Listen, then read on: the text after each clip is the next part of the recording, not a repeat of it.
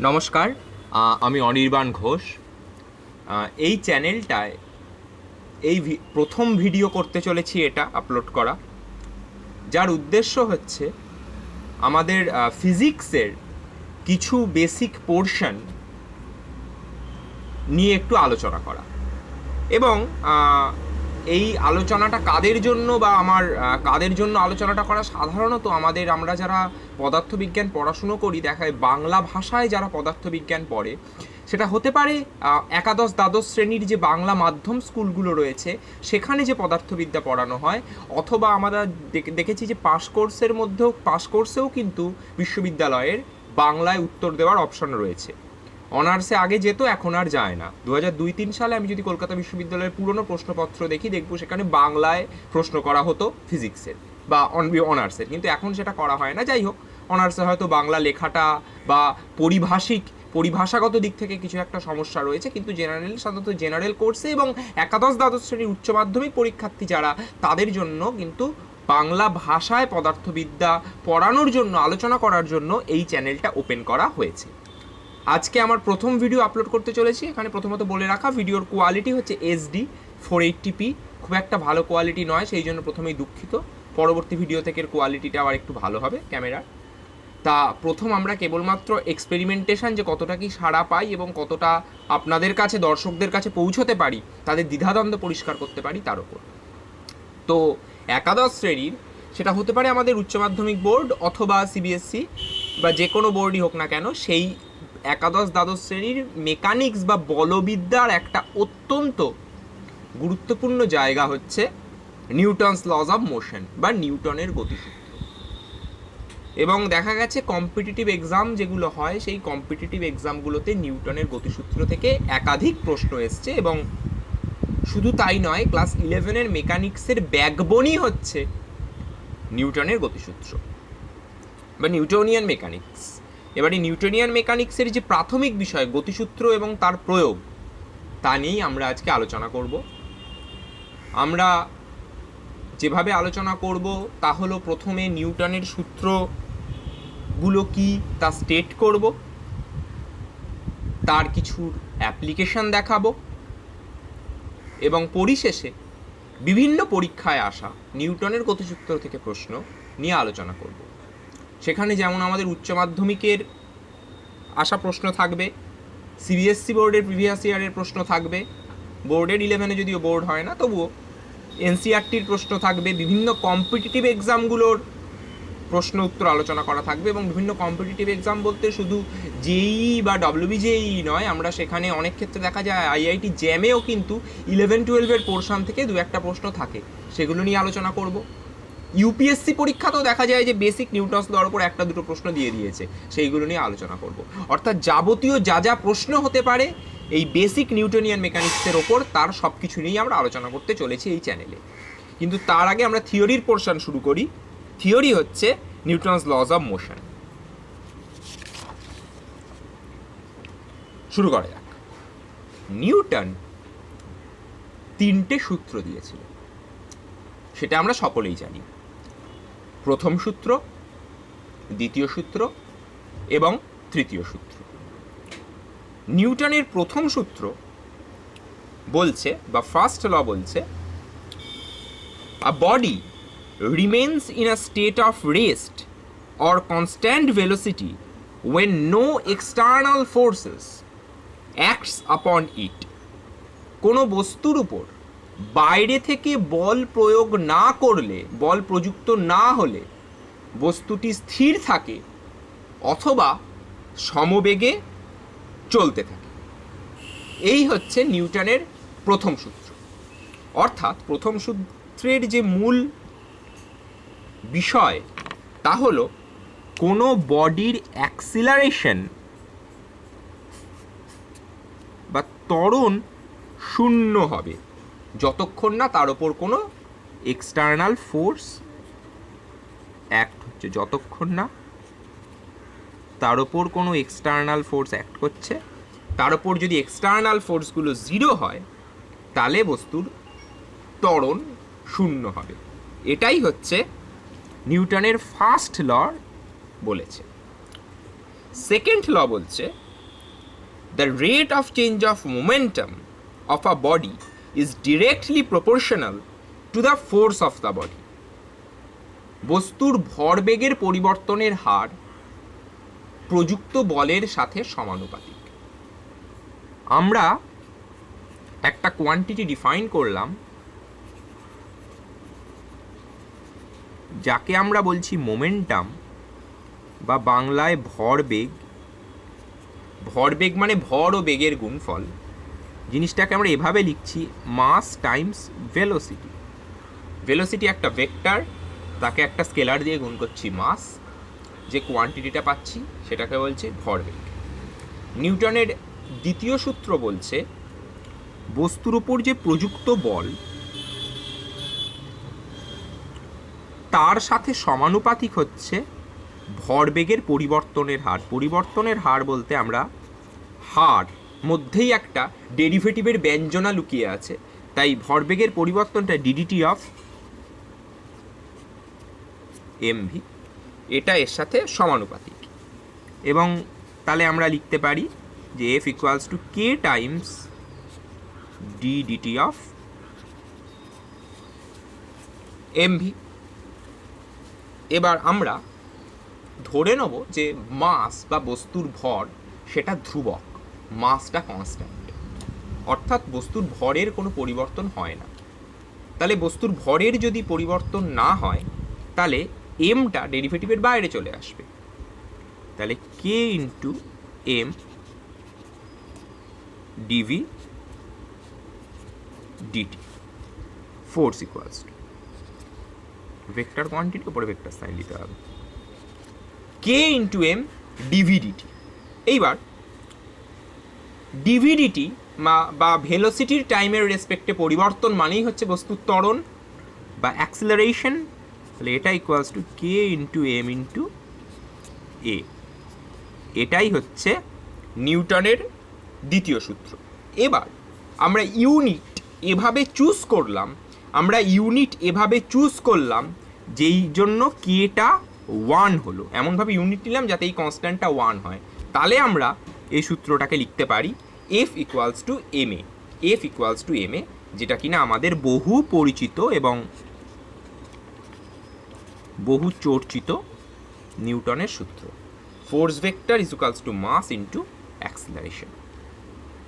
আমরা যদি একটুখানি ইউনিটের দিকে তাকাই, ফোর্সের ইউনিট হচ্ছে সিজিএস পদ্ধতিতে ডাইন, মাসের ইউনিট হচ্ছে সিজিএস পদ্ধতিতে গ্রাম, এবং অ্যাক্সিলারেশনের ইউনিট হচ্ছে মিটার পার সেকেন্ড স্কোয়ার। যদি আমরা এবার একটু ইউনিটের দিকে তাকাই তাহলে লিখতে পারবো ইউনিট অফ ফোর্স হচ্ছে ডাইন সিজিএসে, মাসের ইউনিট হচ্ছে গ্রাম, আর অ্যাক্সিলারেশনের ইউনিট হচ্ছে সেন্টিমিটার পার সেকেন্ড স্কোয়ার। তাহলে আমরা এফ ইকুয়ালস টু এম এ থেকে যেটা দিতে পারি যে ওয়ান ডাইনের একটা ডেফিনেশন লিখতে পারি। ওয়ান ডাইনের ডেফিনেশন হবে হচ্ছে 1 গ্রাম মাসের ওপর যদি 1 centimetre per second square acceleration generate করতে হয়, 1 গ্রাম মাসের বস্তুর ওপর যদি 1 centimetre per second square acceleration তৈরি করতে হয়, তাহলে যে ফোর্স লাগবে সেটাই হচ্ছে 1 ডাইন। আমরা যখনই এরকম কোনো বলের এককের সংজ্ঞা দিই, আমরা তখনই একটা ভেতরের সূত্রকে মনে রেখে বা মাথায় রেখে তার উপর ভিত্তি করে সংজ্ঞাটা দিই। ডাইনের সংজ্ঞা এখান থেকে দেওয়া যায় যে 1 গ্রাম বরের বস্তুর ওপর যদি 1 সেন্টিমিটার পার সেকেন্ড স্কোয়ার ত্বরণ তৈরি করতে হয়, তাহলে যে পরিমাণ ফোর্স দিতে লাগবে তাকে বলবো 1 ডাইন। এটা হচ্ছে ইন সিজিএস। আর যদি এসআই পদ্ধতিতে লিখি বা এমকেএস পদ্ধতিতে লিখি তাহলে ফোর্সের ইউনিট হচ্ছে নিউটন, মাসের ইউনিট হচ্ছে কিলোগ্রাম, আর অ্যাক্সিলারেশনের ইউনিট হচ্ছে metre per second square.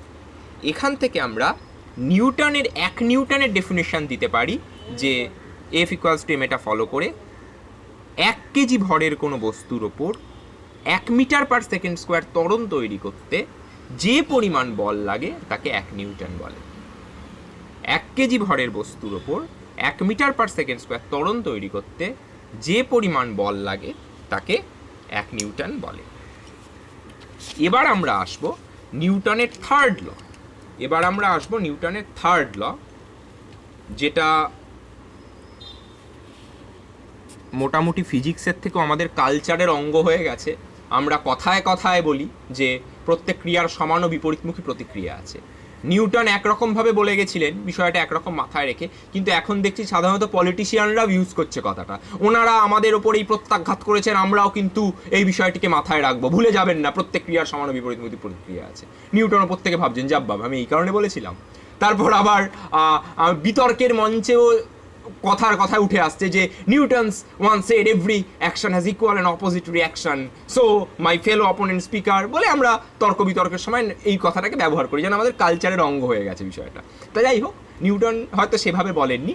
Newton যেভাবে বলতে চেয়েছিলেন কথাটা, যে কোনো একটা বডি 1 নাম্বার বডি আর একটা বডি 2 নাম্বার বডি, যদি 2 নাম্বার বডির ওপর একটা ফোর্স দেয়, 1 নাম্বার বডিটা যদি 2 নাম্বার বডির ওপর একটা ফোর্স দেয়, force on 2 due to 1, 2 number বডির ওপর 1 নাম্বার যদি একটা ফোর্স দেয়, তাহলে 2 নাম্বার বডিটাও 1 নাম্বার বডিটার ওপর সেই একই মানের ফোর্স দেবে, কিন্তু উল্টো দিকে।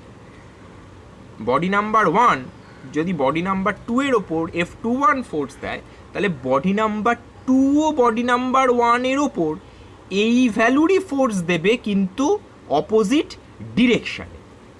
তাহলে ইফ 1 যদি 2 এর ওপর এই ফোর্সটা দেয়, তাহলে 2 ও 1 এর ওপর এই ফোর্সটা দেবে F12। Body number 1 force on body number 1 due to 2, এবং এই ফোর্স দুটোর ভ্যালু এক, কিন্তু ডিরেকশন আলাদা। ভ্যালু এক বলতে আমরা লিখতে পারি F21 এর মডিউলাস যা হবে F12 মডিউলাস সেম হবে, কিন্তু ডাইরেকশন আলাদা। ডাইরেকশন আলাদা বোঝাতে আমরা ভেক্টরিক্যালি লিখতে পারি দুটো ভেক্টর সমান মানে তাদের মান সমান, কিন্তু আগে একটা মাইনাস সাইন, মানে 1 যদি 2 এর ওপর এই দিকে ফোর্স দেয়, 2 1 এর ওপর এই দিকে ফোর্স দেয়। এখান থেকে একটা কমন কনফিউশনের জায়গা, যে ক্রিয়া এবং প্রতিক্রিয়া কিন্তু একটা বডির ওপর কাজ করে না, দুটো ডিফারেন্ট বডির ওপর কাজ করে। এবং এইটা ক্লাস 7 ক্লাস 9 যেই ক্লাসেই পড়ানো হয় এই প্রশ্নটা আসে, যে নিউটনের তৃতীয় সূত্রের প্রধান বিষয়টাই হচ্ছে যে একটা বডি মানে ক্রিয়া যেই বডির ওপর কাজ করবে, প্রতিক্রিয়া কিন্তু ক্রিয়া প্রতিক্রিয়া একই বস্তুর ওপর কাজ করে না, একই বডির ওপর কাজ করে না। কিন্তু তা সত্ত্বেও দেখা যায় অঙ্ক করতে গিয়ে এই বেসিক জায়গাটায় গন্ডগোল হয়ে যায়। সুতরাং এই বিষয়টা মাথায় রাখতে হবে। তা যাই হোক, এই ছিল আমাদের নিউটনের 3টে সূত্র। এবার 3টে সূত্র যেহেতু আমাদের হয়ে গেছে, এবার আমরা একটু নিউটনের লয়ের অ্যাপ্লিকেশানে একটুখানি ঢুকবো। আমরা ফার্স্ট যে অ্যাপ্লিকেশানটা করব সেটা হচ্ছে F ইকুয়ালস টু এম। এবার ভাবা যাক নিউটনের ল মানে কি। নিউটন যে লটা দিয়েছেন সেই লটা বলছে F ইকুয়ালস টু এম এ। এবার এই অ্যাক্সিলারেশন মানে হচ্ছে ভেলোসিটির একটা ডেরিভেটিভ, তাহলে এইটাকে লেখা যায় m ইন্টু ডিভিডিটি, m ইন্টু ডিভিডিটি। এইবার আবার ভেলোসিটি পজিশনের একটা ডেরিভেটিভ, তাই জন্য এই লটাকেই ঘুরিয়ে লেখা যায় f হচ্ছে m times d2r dt square, where dr dt equals to v। পজিশনের টাইম ডেরিভেটিভ হচ্ছে ভেলোসিটি। এইবার এখানে মূল যে কথাটা বলার সেটা হচ্ছে নিউটনের আমার কাছে যদি এই লটা থাকে F ইকুয়ালস টু এম ডিভিডিটি, মানে কোনো বডির ওপর আমি যদি ফোর্স কিভাবে কাজ করছে সেটা জানতে পারি, তাহলে প্র্যাকটিক্যালি এখান থেকে ভেলোসিটিটা বার করতে পারবো ভায়া ইন্টিগ্রেশন। আমার কাছে যদি এটা জানা থাকে, তাহলে আমি এখান থেকে ভেলোসিটিটা বার করতে পারি ভায়া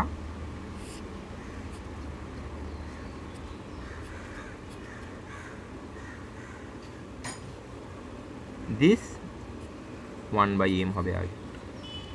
ভায়া দিস ইন্টিগ্রেশন আমি ভেলোসিটিটা বার করতে পারবো।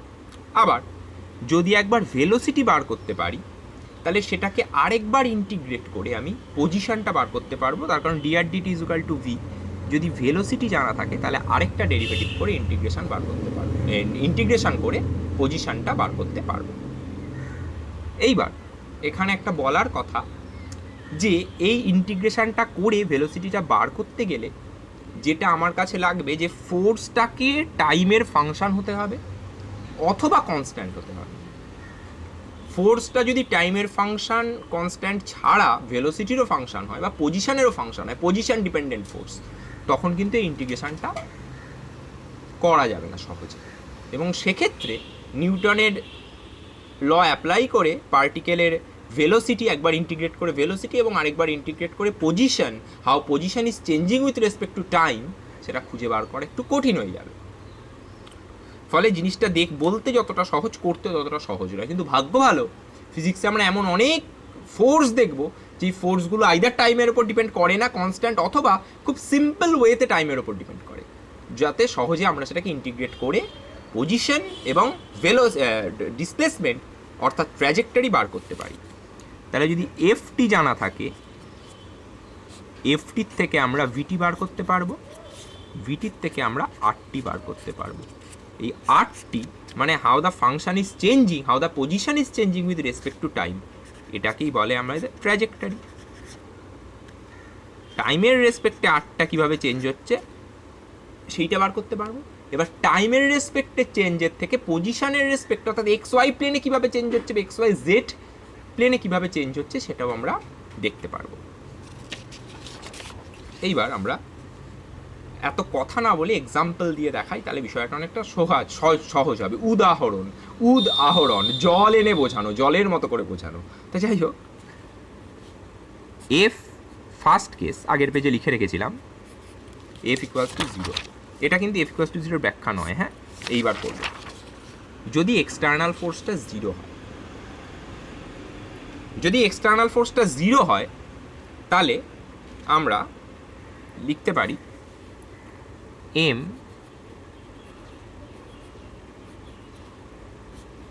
ডিভিডিটি ইকুয়ালস টু 0। তাহলে এম ডিভিডিটি ইকুয়ালস টু 0। এটা থেকে লেখা যায় যে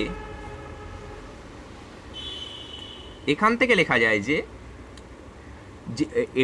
এম তো 0 হতে পারে না, therefore D V D T is equals to 0। তাহলে ভেলোসিটি টাইমের রেসপেক্টে 0 হয়েছে, তার মানে therefore velocity must be a constant, কারণ কনস্ট্যান্টের যে ডেরিভেটিভ সেটা 0 হয়। Velocity must be a constant, let call that constant v0। তাহলে এইটার কোনো চেঞ্জ হয়নি, তাহলে এটার যদি চেঞ্জ না হয় তাহলে কনস্ট্যান্ট ভেলোসিটি নিয়ে যাচ্ছে। তাহলে এবার আমি আরেকটা লিখতে পারি, তার মানে পজিশনের রেসপেক্টে change dr/dt is equals to v0। তাহলে dr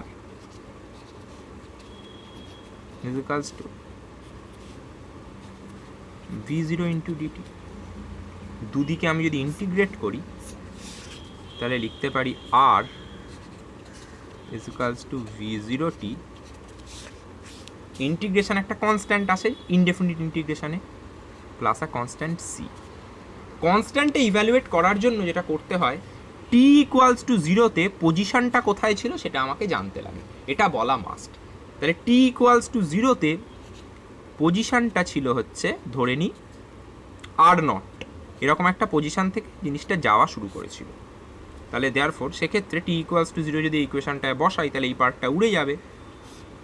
তাহলে সি ইকুয়ালস টু পাবো r0, টি ইকুয়ালস টু 0-তে আর ইকুয়ালস টু r0 ছিল। দেয়ারফোর এটার যে সলিউশন হবে r equals to v0t plus r0।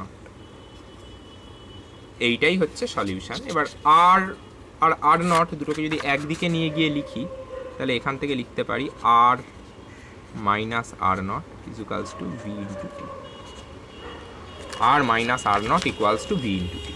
অর্থাৎ এটা যদি ডিসপ্লেসমেন্ট বলি s equals to vt, কোনো অ্যাক্সিলারেশন যদি না থাকে, পার্টিকেলটা যদি ইউনিক একটা ভেলোসিটি নিয়ে চলতে থাকে, একটা কনস্ট্যান্ট ভেলোসিটি নিয়ে চলতে থাকে, তাহলে ডিসপ্লেসমেন্ট এস, এই আর মাইনাস আর নটকে আমরা ডিসপ্লেসমেন্ট বলতে পারি, দুটো ভেক্টরের বিয়োগফল ইনিশিয়াল পয়েন্ট থেকে একটা জেনারেল টাইম ফাংশনের জন্য, is equals to VT, constant ভেলোসিটিতে পার্টিকেলটা মুভ করছে, তার ইকুয়েশন পেলাম। এটা যদি এফ ইকুয়ালস টু কনস্ট্যান্ট হয়। এবার এই ইন্টিগ্রেশনটা করতে গিয়ে একটা জিনিস আমার এখানে এই লাইনটা খুব গুরুত্বপূর্ণ, যে ইনিশিয়াল কোনখান থেকে পার্টিকেলটা যাত্রা শুরু করেছে সেটা কিন্তু আমাদের এখানে জানতে হলো। সেটা যদি না জানতাম তাহলে এই কনস্ট্যান্টটার ইভ্যালুয়েশন করতে পারতাম না। আবার এই যে সলিউশনটা, এই সলিউশনটার মধ্যেই আমার লুকিয়ে রয়েছে যে কোথা থেকে পার্টিকেলটা যাত্রা শুরু করেছে। কোথা থেকে যাত্রা শুরু করেছে সেটা যদি না বলি, তাহলে একটা যাত্রার ট্র্যাজেক্টরি বা গতিপথ বা বস্তুটা কীভাবে গেছে সেটা বোঝানো একটু মুশকিল, কারণ কোথা থেকে যাত্রা শুরু করেছে সেটা বলা আমার পক্ষে অবশ্যই দরকার। একটা ট্রেন হাওড়া থেকে যাত্রা শুরু করে বর্ধমান এসে পৌঁছলো, যদিও কোভিডের কারণে ট্রেন বন্ধ। যাত্রাটা যে হাওড়া থেকে শুরু করেছে সেটা গুরুত্বপূর্ণ, অবশ্যই জানতে হবে আমাদেরকে, নইলে ট্রেন গেছে বুঝবো, কোথা থেকে গেছে সেটা বুঝবো না। সেইটাই হচ্ছে আর নট। এটা হচ্ছে আমার এফ ইকুয়ালস টু যদি 0 হয় তার কেস, কিন্তু এফ ইকুয়ালস টু 0 এত ভাগ্য আমাদের ভালো সবসময় হয় না। এফ যদি নন 0 হয় তাহলে কি করব, এবং তার একটা ক্লাসিক এক্সাম্পল যেটা নিউটনের ল অ্যাপ্লাই করা যায় সেটা হচ্ছে প্রজেক্টাইল মোশন। আমরা এবার প্রজেক্টাইল মোশনটা অ্যানালিসিস করব। প্রজেক্টাইল মোশন মানে কিছুই না, তাহলে এক্সাম্পল 2,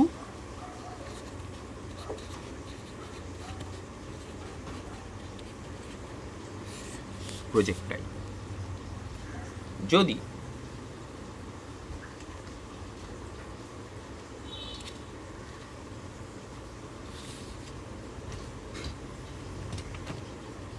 একটা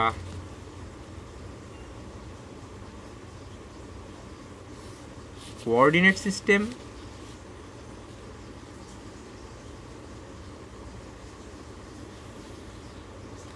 is very much necessary ভেক্টরটা বুঝিয়ে ভেক্টরের কম্পোনেন্টে ভেঙে হিসেবপত্র করার জন্য। একটা পার্টিকেলকে অরিজিন থেকে একটা নির্দিষ্ট ভেলোসিটিতে কোন করে ছোড়া হলো, ধরা যাক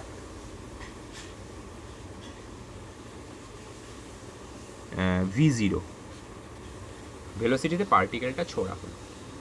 পার্টিকেলটার ট্র্যাজেক্টরিটা কেমন হবে? পার্টিকেলটা ডেফিনেটলি এরমভাবে গিয়ে পড়বে। এই যে ট্র্যাজেক্টরি, এটাকে বলা হয় প্রজেক্টাইল মোশন। এবার এখানে যদি পার্টিকেলটার দিকে আমি বিচার করি, একটাই বল বস্তুটার উপর কাজ করেছে। যে পার্টিকেলটা ছোড়া হয়েছে তার মাস যদি m হয়, এর উপর একটাই বল কাজ করেছে, সেটা হচ্ছে mg, যেটা কিনা নিচের দিকে কাজ করেছে। আমি যদি এক্স অ্যাক্সিসের দিকটা, এই দিকটাকে আই ক্যাপ এবং এই দিকটাকে জে ক্যাপ বলি, তাহলে এমজি কাজ করেছে অ্যালং মাইনাস জে ক্যাপ। এবার আমি যদি নিউটনের সূত্র লিখতে চাই, নিউটনের সূত্র মানে বলছে বল ইজ ইকুয়ালস টু মাস গুণিত ত্বরণ, ভর গুণিত ত্বরণ। তাহলে এখানে নিউটনের সূত্র লিখতে চাইলে আমি লিখতে পারবো যে বস্তুটার ওপর যে বল কাজ করেছে F equals to minus MG J cap. এবার এই ফোর্সটাকে আমি যেহেতু এক্স ওয়াই কোঅর্ডিনেট সিস্টেম এখানে বসিয়েছি, কার্টেশিয়ানে কাজ করছি, তাহলে ফোর্সকে দুটো কম্পোনেন্টে ভাঙতে পারি, ফোর্সের এক্স কম্পোনেন্ট, ফোর্সের ওয়াই কম্পোনেন্ট। তাহলে ফোর্সের X component I cap plus ফোর্সের Y component J cap equals to minus MG into J cap. তাহলে এই দুটো ইকুয়েশন থেকে লিখতে পারি, দুদিকে যদি আই ক্যাপ নিয়ে ডট প্রোডাক্ট নিই তাহলে পাবো যে এফ এক্স ইকুয়ালস টু 0। আবার যদি ইকুয়েশনটা দুদিকে জে ক্যাপ নিয়ে ডট প্রোডাক্ট নিই তাহলে পাবো F Y equals to minus MG. এবার আমরা এফ এক্স মানে আমরা জানি যে M into A, F X force হচ্ছে এটা। এবার ফোর্সের এক্স কম্পোনেন্ট 0, ফোর্সের ওয়াই কম্পোনেন্ট হচ্ছে mg। তাহলে fx মানে হচ্ছে m into dvx dt equals to 0, আর fy মানে m into dvy dt equals to minus mg। অর্থাৎ ফোর্সটা এক্স এর দিকে কোনো ফোর্স নেই, আর ওয়াই এর দিকের ফোর্স হচ্ছে মাইনাস mg। ওয়াই এর দিকের ফোর্স মাইনাস mg আর এক্স এর দিকের ফোর্স হচ্ছে 0। এবং যদি এক্স এর দিকের, তাহলে দুটো ডিফারেনশিয়াল ইকুয়েশন, দুটোকে আলাদা আলাদা করে সলিউশন করতে হবে। আমরা ফার্স্টে এক্স ইকুয়েশনটা সলিউশন করি। এক্স ইকুয়েশন, তাহলে এক্স এর দিকে আমরা পেয়েছি m dvx dt equals to 0। তাহলে m dvx dt equals to 0, তাহলে সেখান থেকে ধরতে পারি vxটা একটা কি কনস্ট্যান্ট ডেফিনেটলি, তাহলে vটা ধরে নিই constant. v constant along x direction, vox এরকম নোটেশনে লিখলাম যে v which is a constant and the constant is in along x direction, vox। তাহলে এখান থেকে আগের যে স্টেপ অর্থাৎ পজিশনটাকে এভাবে লিখতে পারি যে dr না, এবার যেহেতু কম্পোনেন্টে ভেঙে নিয়েছি তাই x লিখব, dx as a function of t by dt equals to v naught x। তাহলে আমি লিখতে পারি xt is an integral over v naught x dt। এবার আমি যদি ইন্টিগ্রেশনটা করি xt equals to v naught xt plus c, একটা কনস্ট্যান্ট পেলাম। কনস্ট্যান্টটাকে দূর করতে গেলে যেটা করতে হবে, t ইকুয়ালস টু 0 বসাতে হবে এবং দেখতে হবে t ইকুয়ালস টু 0 তে ইনিশিয়াল পজিশনটা কোথায় ছিল।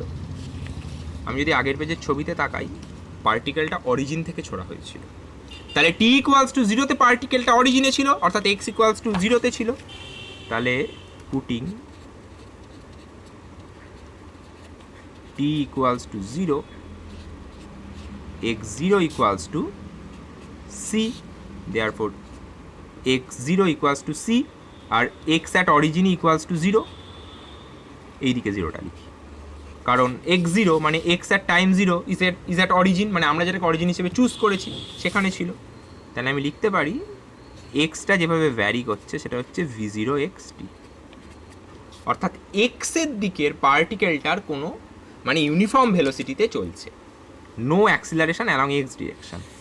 এবং ভেক্টরের চ্যাপ্টারে যখন প্রজেক্টাইল মোশন পড়ানো হয় বা বইগুলোতে যেভাবে থাকে আমাদের এনসিআরটি বলুন বা ছায়াটার বইগুলোতে বা বারমা, সেখানে এই বলা থাকে যে এক্সের দিকে আমাদের কোনো অ্যাক্সিলারেশন থাকে না, দেয়ারফর এক্স ইকুয়ালস টু ভিটি, এই ইকুয়েশন অনুযায়ী এটা ফলো করবে। এবার যদি আমরা ওয়াই এর ডিরেকশনের ইকুয়েশনটা লিখি, তাহলে আমরা এক্স এর ডিরেকশনে কি পেলাম সেটা আরেকটা জায়গায় রেজাল্টটা লিখে রাখি। আমরা পেলাম যে এক্স এর দিকে xt equals to v naught x Times t। Similarly এবার আমি যদি y এর দিকে সলভ করতে চাই অ্যালং y ডিরেকশন,